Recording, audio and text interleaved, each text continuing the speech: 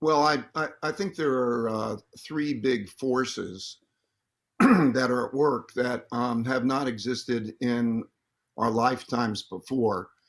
And they are a long-term debt cycle, and we've reached the part of that cycle where interest rates are at zero and monetary policy is a major driver. What this looks like in a world where we're going to print a lot of money, monetize debt, and so on. There are three stages really in monetary policy. And the cycle that we are in, the whole world cycle, began in 1945.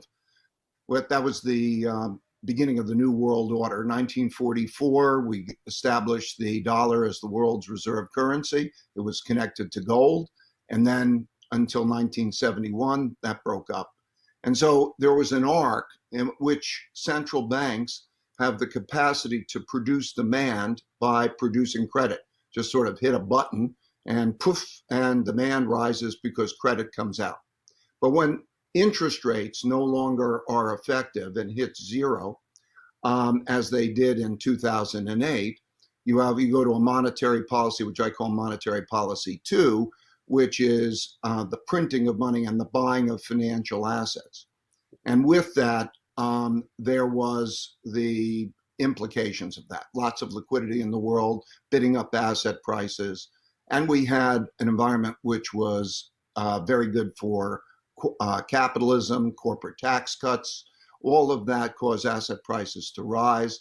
And then, of course, it also contributes to the wealth gap. So this first influence, monetary policy, which I hope we'll talk about, the long-term debt cycle and monetary policy, is an overarching influence. It's important to understand where we are in that cycle.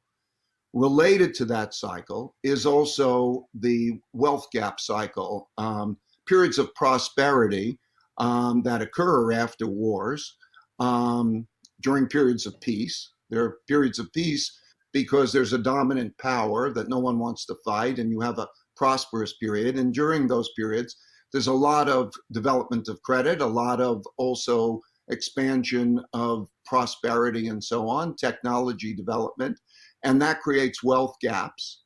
And those wealth gaps, and then along with those wealth gaps, values gaps and political gaps develop. So our wealth gap is now the largest since the 1930s. And the political gap is also very large. And so that influence is a giant influence. So that's number two. And then number three, as the major influence, is the rise of a great power to challenge the existing world leadership of the United States. And these cycles have happened over periods of time. That competition, that wars of various types, trade wars and the like, is another factor. So those factors are in place and were in place before we had the coronavirus.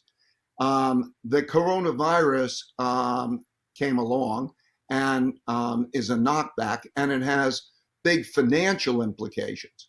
But so I think those are the three factors. And now when we look at monetary policy, I'd like to get into what that means, what the value of money is, and how that affects the markets and the currencies that we're now dealing with.